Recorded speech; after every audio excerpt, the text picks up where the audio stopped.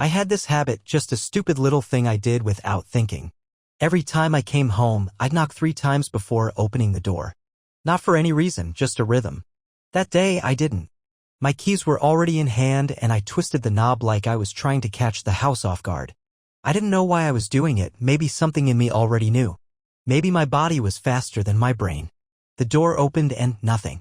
No music, no Netflix humming in the background, no laughter echoing from her TikToks, not even the sound of the dryer running like it always was when she was home. The hallway was still. Not peaceful, still, dead still. I remember thinking it felt like the house was holding its breath. You ever walk into your own home and feel like you're the intruder? That's how it felt. Like the walls were watching, waiting for me to see it. The shoes weren't by the door. The ones she wears to work always left crooked like they fell off mid-step. Her coat wasn't hanging on the hook, but her car was in the driveway. I stood there a second too long, heart not beating fast yet, but slow. Deliberate. Like it was conserving energy for something big. I moved through the hallway quiet. Almost afraid to make noise, like it would trigger something. The dog crate was open, but Max wasn't around. Not even a bark. That dog barked at wind. But not now. And then the phone rang. Not mine. Hers.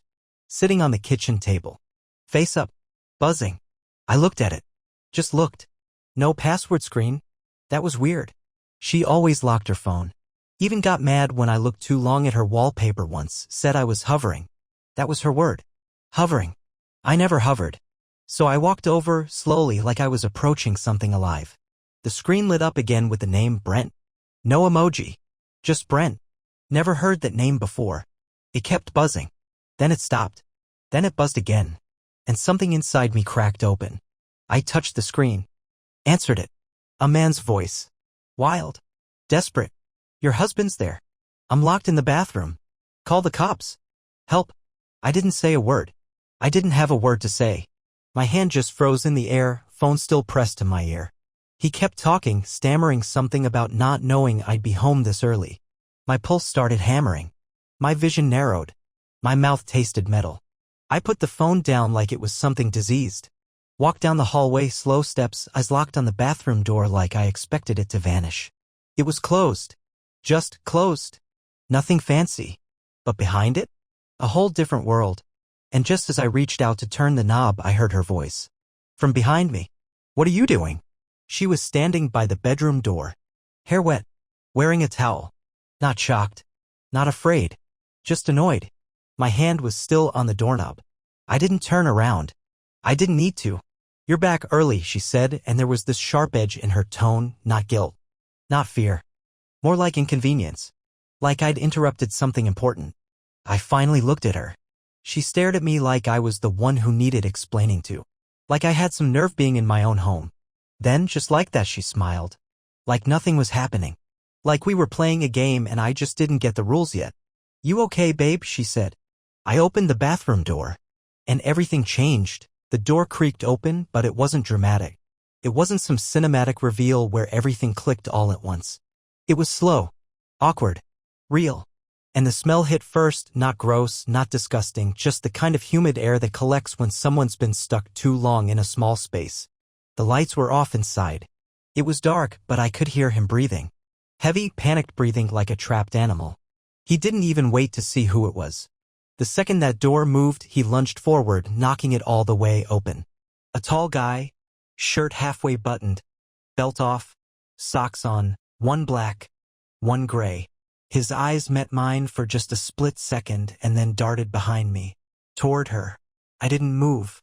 She didn't scream, didn't gasp, didn't even flinch. She sighed, an actual sigh, like she'd lost her place in a book and had to reread the page. He looked like he wanted to say something. Maybe explain, maybe beg, maybe bolt. But she raised a hand, silencing him before he got the chance. Don't, she said. Firm, flat, and then she turned to me. I was going to tell you, she said, still calm, still wearing that damn towel like this was just another Tuesday. Eventually, but you always make things dramatic. I should have yelled. I should have exploded, demanded answers, pushed someone against a wall. But all I could do was stare at her. And for some reason, the only thing I could think was, this isn't the first time. There was no fear in her. No shame. She wasn't scrambling for lies. She wasn't trying to salvage anything. She wasn't even angry. She was done. But not the kind of done where someone's tired of the fights. The kind of done where they've already moved on, where you were just a character waiting to be written out of the story. The guy, Brent, I guessed, looked like he wanted to disappear into the tile floor. She looked at him like he was a dog that had peed on the rug. And me? I stood there like furniture. Like I wasn't even real. You should go, she told him. He blinked. Are you serious right now? Do you want me to explain it to him with you standing here? She snapped, finally showing some heat. Get your stuff and leave. I'll text you later. She didn't even wait to see if he listened. She just turned and walked into the bedroom. Door open. No apology. No tears. Like she had something on the stove and didn't want it to burn. Brent looked at me. Just stood there, mouth hanging open like maybe there was a version of this where we'd fist bump and laugh it off. Then he grabbed his belt from the bathroom counter and slipped past me. Didn't say a word. Didn't look back. I didn't stop him. I walked to the bedroom doorway and watched her get dressed. Like I wasn't there. Like this wasn't chaos. She pulled on leggings, a hoodie, tied her hair back, and grabbed her phone off the charger. I said her name once. Just once. She finally looked up. And what she said next. It made everything before that moment feel like the opening act. Like the real betrayal hadn't even started yet. She looked at me like I was a stranger asking for directions. Not like her husband, not like the man who just opened the door on the wreckage of our life. She pulled her sleeves down over her wrists, adjusted the cuffs, and then she spoke. You're not going to make this a whole thing, right? That was it? That was her first real sentence to me since everything exploded. Not I'm sorry. Not let me explain. Just don't make this a whole thing. It was so surgical, so cold. I actually laughed. Not because it was funny, because my brain short-circuited. It didn't know how else to respond to the absurdity of what I was hearing. You had a man hiding in our bathroom, I said, words scraping out like gravel. She tilted her head. Well, yeah. You came home early. Like that made me the one at fault. I just stood there, watching her sit down at her vanity and start brushing her hair. Like she was getting ready for brunch, not recovering from being caught red-handed in the middle of whatever this was. So how long has this been happening? I asked, not because I needed the timeline, but because I wanted to hear her lie. I wanted to watch her try to rewrite reality. She shrugged, eyes on her reflection. A few weeks, maybe a month. I don't know, I wasn't exactly marking a calendar. She said it like I'd asked her how long we'd been out of milk. I stepped further into the room, trying to read her. And you weren't going to tell me? Eventually, she said. But I knew you'd blow it out of proportion. Like you're doing now. She turned around to face me, finally, and her expression was like someone trying to scold a child. Pity mixed with contempt. Look, she said, you've been boring. You don't talk. You come home, you eat, you sit in silence, and then you sleep. What did you expect? I took a step back. Not physically. Mentally. Emotionally. Like I was trying to detach from my own body just to survive the words. I've been paying the bills. I've been fixing the house.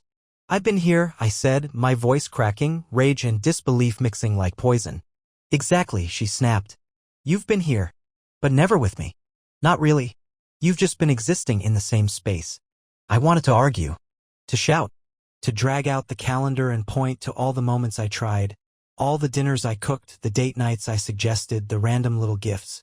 But I realized something in that moment. It wouldn't matter. She didn't forget those things. She just didn't care. She was rewriting the past because it made her feel better about the present. That's when I asked the question I didn't even realize was sitting at the edge of my brain. Is he the only one? She looked me dead in the eye. Didn't blink. Didn't look away. Does it matter? And right there, the last thread of me holding on to her snapped. I wasn't looking at my wife anymore.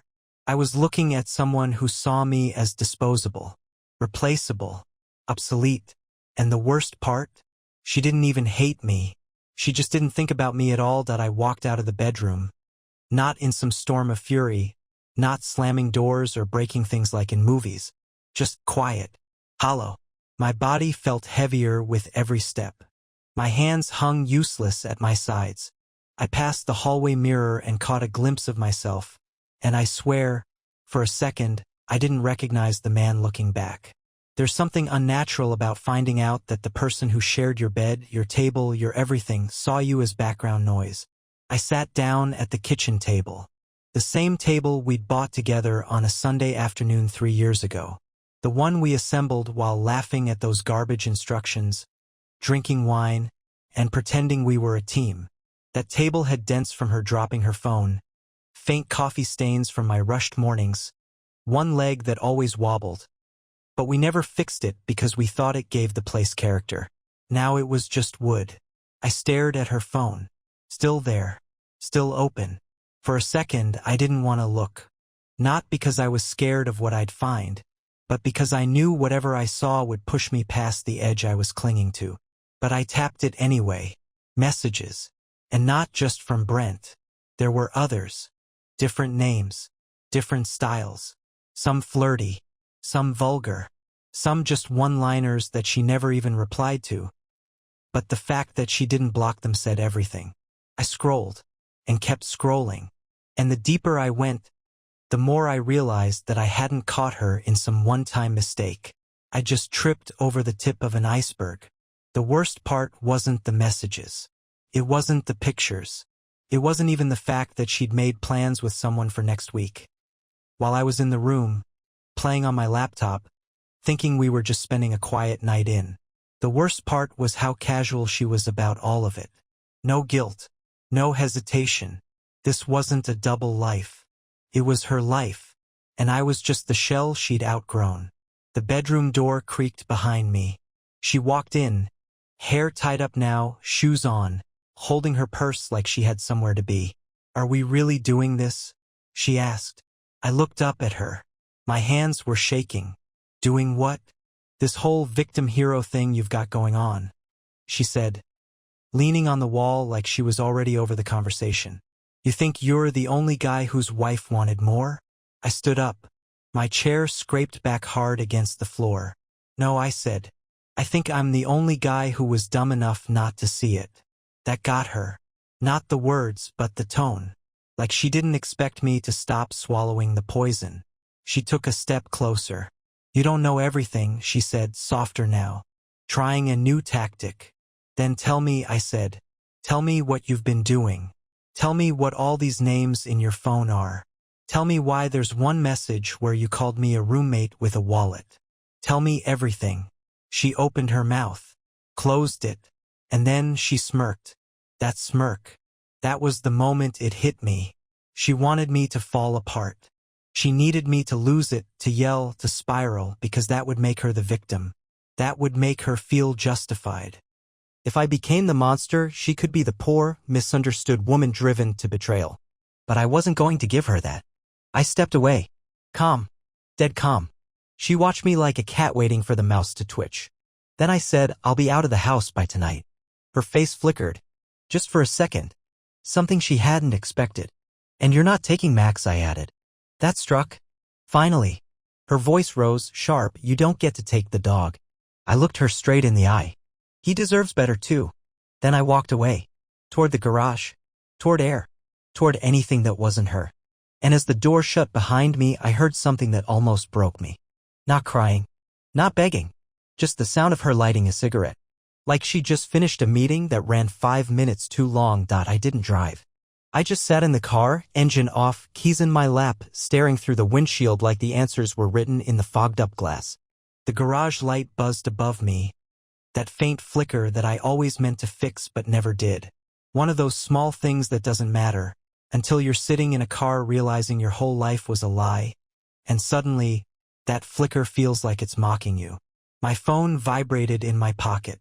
Not hers. Mine. A message from her. I didn't open it. I could already imagine the tone. Passive-aggressive. Like she was the one holding things together while I unraveled.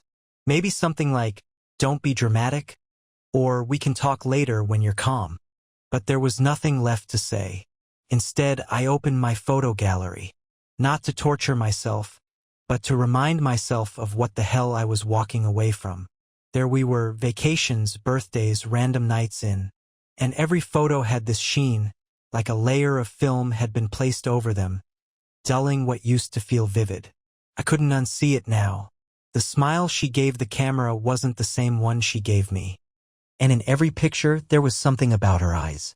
Something closed, like a door just slightly ajar with the light off behind it. Max scratched at the back door. I opened the garage and he ran to me, tail wagging, no clue that the world had just shifted. He jumped into the passenger seat like he knew this was where he belonged. I scratched behind his ears and whispered, "Not leaving you, buddy. Not you." I didn't even know where I was going. I couldn't call my brother, he'd ask questions. I couldn't go to my parents, they never liked her, and I didn't want to hear, "We told you so." I just needed space. Movement. So I drove. It was past midnight when I pulled into a 24-hour diner off the highway. The kind of place that never sleeps and doesn't ask questions. I sat in a booth, Max curled up under the table, and ordered coffee I wouldn't drink. The waitress smiled like she'd seen 100 guys just like me. I wanted to tell her this wasn't what it looked like, but what was the point? It was exactly what it looked like. While the coffee cooled untouched, I opened her message. One line. "You walking out doesn't make you the good guy." I stared at it for a full minute. The audacity. The calculated twist. She was already flipping the narrative, probably lining up her version for friends and family, framing me as the distant husband who abandoned her emotionally, who checked out, who was never really there. But I was there. I was there on the nights she cried about her job. I was there when her mother got sick. I was there, folding laundry, fixing the damn sink, waking up early so she could sleep in. I was there every time she said, "I love you," not knowing it meant less than nothing. And she was somewhere else. With someone else. Multiple someone else's. I replied, "You're right. I'm not the good guy. I was just the one who stayed too long." Then I turned off my phone. Max shifted in his sleep, nose twitching like he was chasing something better in his dreams. I looked at him, the last piece of this life I still trusted. And I realized something I hadn't allowed myself to yet. This wasn't grief. It was freedom disguised as heartbreak. Because for the first time in years, I wasn't wondering who she was texting, or where she was going, or why she was pulling away.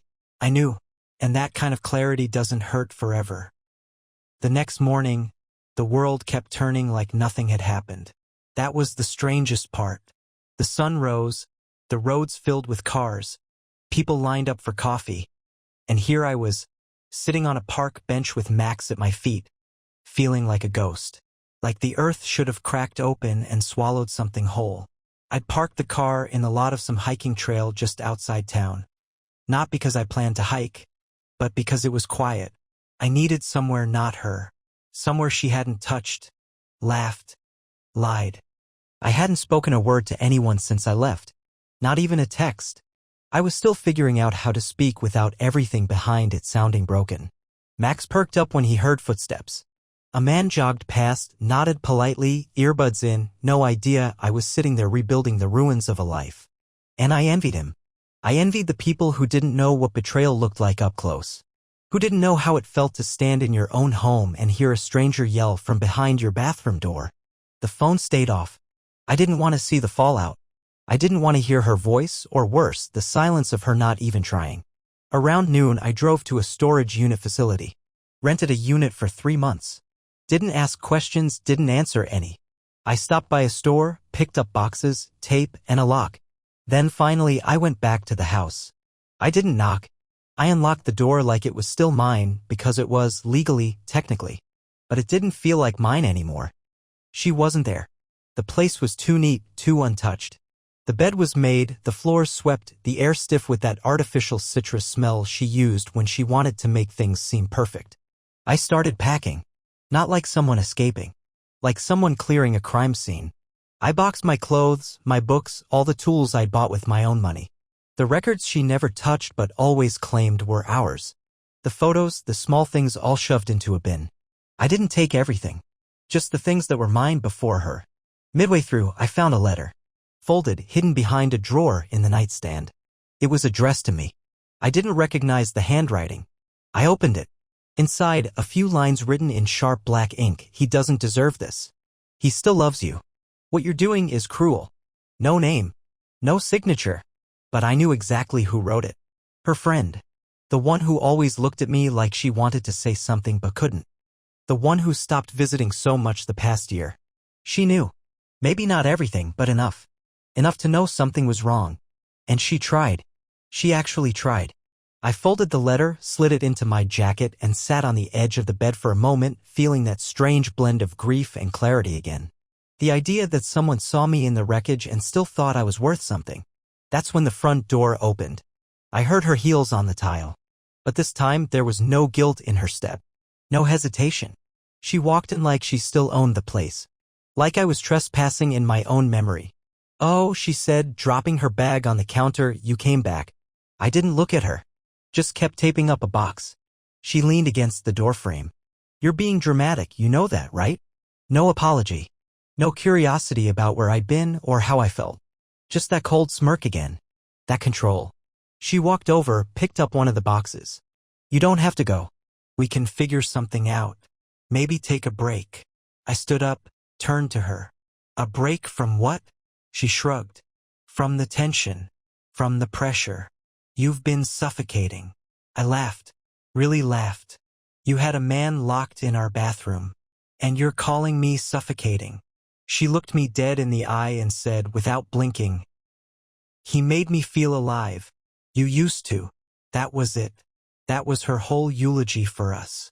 And somehow, that single sentence was worse than all the lies combined. I didn't say goodbye. Didn't shout. Didn't argue. I closed the last box, grabbed Max's leash, and walked out the door without looking back. Because some endings don't need fireworks. Just the sound of a lock clicking into place that I dropped the last box into the storage unit and stood there a long time, just staring at the small pile of what used to be a life.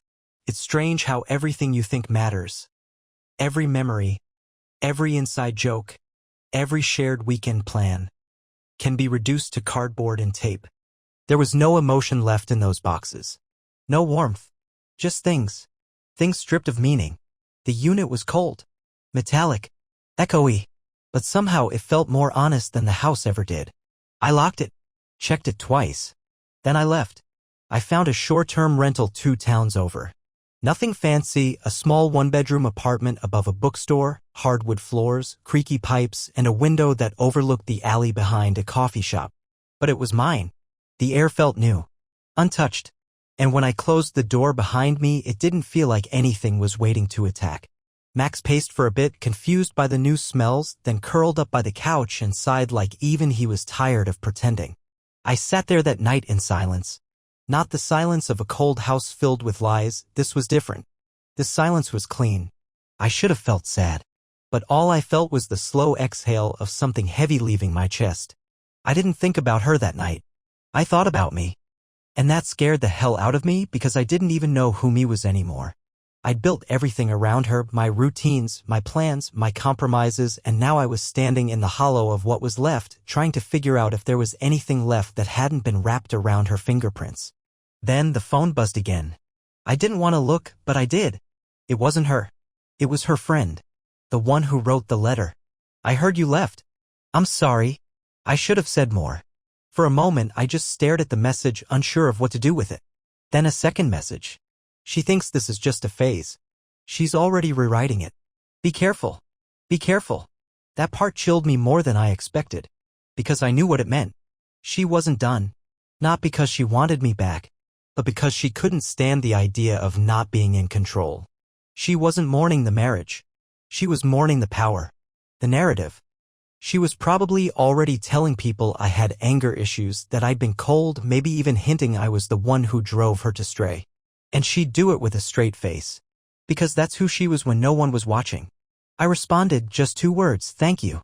And then I put the phone down and started making a list. Not of revenge. Not of ways to get even. But of myself. What I liked. What I used to do before I shrunk myself into something she could control. The books I stopped reading. The people I lost touch with. The music I stopped playing because she said it gave her a headache. The places I never visited because she didn't feel like going. Piece by piece, I started building a life again. And for the first time in years, it felt like it was mine. Then the door buzzed. Late. Almost midnight. I froze. Because something in my gut told me exactly who it was. And when I looked through the peephole, my heart sank. She was standing there. Not crying. Not apologizing. Just smiling. Like none of it ever happened. She didn't knock. She just stood there, calm as anything, hands tucked into the pockets of a jacket I'd never seen before. Like she was dropping by for coffee. Like the last week didn't happen. I didn't open the door. I stared through the peephole, heart racing, jaw locked. Max stood beside me, ears twitching, sensing something off. He didn't bark. He just stared with me, still and alert. Then she leaned forward, close to the door, and said loud enough for me to hear, "I just want to talk." Her voice, too soft, too careful. Like she thought I might break if she spoke any louder. Like I was the problem. Like I needed managing. I didn't say a word. She waited. 10 seconds. Maybe 15. Then I heard her sigh. "I didn't come to fight," she said. "I just want to explain. You left too fast. There's more you don't know." I almost opened the door right then. Not because I believed her, but because I wanted to see what kind of face someone wears when they can lie so smoothly after all that. But I didn't. I stayed behind the door. Because I remembered the last thing she said before I walked out. He made me feel alive. "You used to." No explanation would unsay that. She kept talking. "It wasn't what you think. With Brent. With any of it. Things got out of control. I made mistakes. But I was confused, okay? I felt like I was losing myself. And you weren't there. There it was. The pivot. The spin. You weren't there." She couldn't help herself even in her apology. I had to be the reason. I waited for her to say more, but nothing came. Just silence. Then, after a pause, "I didn't expect you to actually leave." That one hit differently. Not because I didn't see it coming, but because it was the first honest thing she'd said in weeks. She didn't think I'd leave. She thought I'd stay. Keep cleaning up the messes. Keep nodding, swallowing, shrinking, forgetting. She thought I'd be like all the other times I let little betrayals slide because they were wrapped in laughter or followed by distraction. But this wasn't a little betrayal. This wasn't forgetting an anniversary or a snide comment in front of friends. This was rot. This was sustained decay. This was her inviting strangers into the house we built while I stood in the kitchen making dinner for two. And now she wanted a conversation. After a moment, she knocked. Finally. 3 slow taps. And something about that shattered me more than anything she said. Because that was my thing. That was how I always came in, 3 quick knocks every time. She used it. Mocked it. Twisted it. I spoke through the door, flat and steady. "You need to leave." Silence. Then she laughed. Quiet, sharp. "Seriously," she said.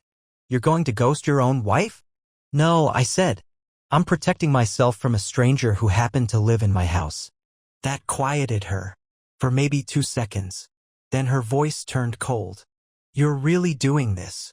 "I already did it," she scoffed. "You'll come crawling back. When you realize you're not some tragic hero, you'll come back. You think you're free now, but give it a week. You'll miss me." I let the words hang in the air, her bitterness echoing off the hallway walls. Then I said the one thing she couldn't stand. The one thing that stripped her of every ounce of control she thought she still had. "No.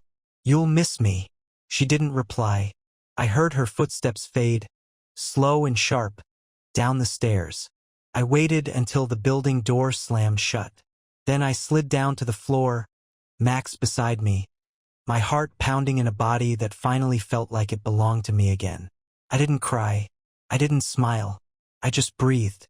Because sometimes survival doesn't come with a victory parade. It just comes with a locked door, a quiet dog, and a choice not to open it. A week passed. No more knocks on the door. No more messages. Just that lingering phantom presence you feel when someone's left something behind, not a person, but a weight. I'd see a sweater in the back of my trunk or find her old playlist buried in my Spotify queue, and for a split second, my stomach would turn like I'd forgotten something important. But I hadn't. I was remembering who I was before her. Before the exhaustion of loving someone who treated affection like a reward for obedience. Before I became a man who measured his worth in how not angry she was when she came home. One afternoon, I took Max to the lake outside town, the one we used to drive past but never stopped at because she said it was too dirty to be worth it. It wasn't dirty. It was quiet. Wind over water. Pine trees lining the edges like sentinels. I sat on a bench with my feet in the grass and threw sticks for Max until he was too tired to chase them. I was finally starting to feel real again. And that's when it happened. She sent a voice message. No text. No subject line. Just a 5-second recording. Took me 20 minutes to decide to open it. I don't even know why I did. Maybe part of me wanted to hear how far she'd fallen. Maybe part of me still wanted to hear an ounce of humanity in her voice. I pressed play. Silence. Then her voice, low and smooth. You've made your point. Now come home. That was it. Not I miss you. Not I'm sorry. Just you've made your point. Like I'd left to teach her a lesson. Like this whole thing was some theatrical stunt I'd pull so she could clap and give me my role back. I deleted it. Blocked her number. Then I turned off my phone completely. I'd seen enough. Later that evening, I ran into her friend, the one who wrote the note. She was sitting alone at the coffee shop downstairs, thumbing through a paperback. She looked up when I walked in and offered a quiet nod, like she didn't want to assume I wanted to talk. But I sat down across from her anyway. I got your letter, I said. She looked relieved. Sad, but relieved. She said you'd never find it, she whispered. She said a lot of things. She hesitated, then added, I tried to say something a year ago. I saw the messages. I saw how she looked at you when you didn't agree with her. But she's clever. And mean when she wants to be. I nodded. No surprise. She told people I cheated, I said flatly. Her eyebrows twitched. Of course she did. She always needs someone else to blame. She can't stand being the villain in her own story. That hit deeper than I expected. Because she was right. And suddenly I was grateful to be across from someone who saw it, who saw me without the version of me she'd painted to keep herself spotless. I'm not coming back, I said. She smiled. Not the smile of someone happy I was suffering, the smile of someone glad I finally understood. I didn't think you would, she said. You're different now. No, I replied.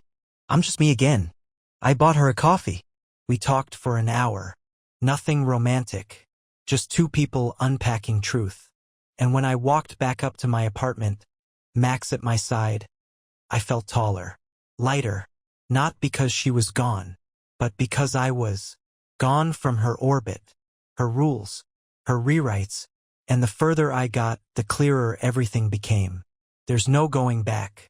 Not when you've finally remembered what it feels like to live without apology. The final part didn't come like an explosion. Came in the quiet. In the kind of silence that feels earned, not empty. 3 weeks had passed since she showed up at my door, since I last heard her voice, since I finally made the choice to live forward instead of rewinding the same broken tape. The apartment above the bookstore was never meant to be permanent, but it had become something better, a reset button I hadn't known I needed. The creaky floorboards didn't bother me anymore. The noisy pipes became background noise to mornings filled with calm, slow routines I built for myself. I started cooking again, not just eating to survive, but actually cooking like I used to before I ever met her. I read. I ran with Max.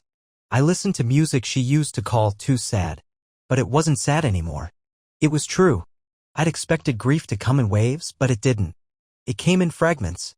Tiny, passing moments where I'd remember something small, the way she used to hum when washing dishes, the smell of her shampoo on a pillow, and then I'd feel nothing.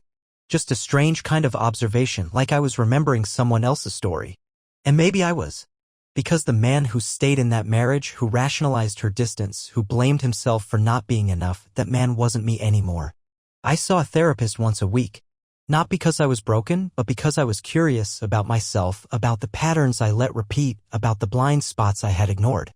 And something she said stuck with me more than anything else. You didn't lose her. You just finally saw her. That line lived in me now. I hadn't been abandoned. I hadn't been deceived. I had been blind. And once the blindfold was gone, the truth was so ugly, so sharp, it forced me to see everything else with brutal clarity. She reached out one more time. An email. Subject line, let's be adults about this. I didn't open it. I forwarded it to my lawyer. Because being an adult doesn't mean returning to the scene of the crime and asking the thief to explain themselves. It means building a new home where you lock the door. The divorce went through fast. She didn't fight it. I think, in her mind, she had already moved on long before I caught up. Probably even before Brent. Probably before the fights, before the silences. Maybe she never was fully there, just occupying the role until something more exciting came along. That wasn't my burden anymore. A month after it was finalized, I took a weekend trip, no plan, just a map and Max in the back seat, tongue out, ears flapping in the wind. We stopped by the lake again, hiked through trails I'd never taken, and ended up watching the sunset from a hill with no name. And I thought about her. Not with hate. Not with longing. With distance. With understanding. Some people enter your life like a fire. They burn bright. They give warmth. But they don't know how not to consume. And when they leave, they take things with them, pieces you thought you needed. But all they really did was clear the way. So you could rebuild. Better. Braver. Cleaner. And if I had to offer advice to anyone standing in the ashes I stood in, it's this: don't chase apologies from people who enjoyed the power of not giving them. Don't explain your pain to someone who turned it into their justification. And when the silence comes, the real silence, listen to it. It's not emptiness. It's your life beginning again. And this time, it's yours.